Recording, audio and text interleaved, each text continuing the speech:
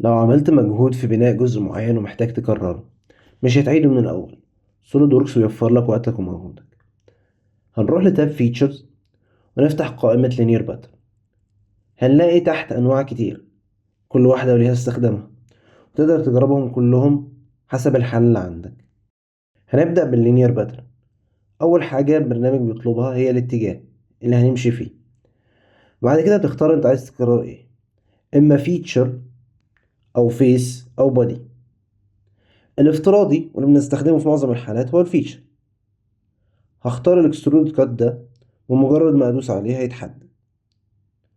بعدها بحدد كم مرة هكرره والمسافة بينهم، او بختار نقطة معينة يقف عندها التكرار، وهو بيحسب مسافات تلقائيا او بيحسب كم مرة هكررهم. تقدر كمان تفعل اتجاه تاني عشان تعمل شبكة، حدد الاتجاه والعدد والمسافة. ولو عايزهم يبقوا متطابقين في الاتجاهين وعكس بعض، فعل خيار سيمتريك. لو التكرار على مسار دائري هنختار سيركلر باترن. هنا البرنامج بيطلب منك محور أو حافة دائرية يلف حواليها.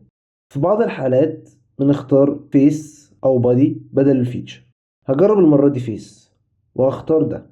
هحدد الزاوية الإجمالية مثلا 360 درجة والعدد، وهو هيقسمهم بالتساوي، أو حدد الزاوية بين كل نسخة والتانية يدويا.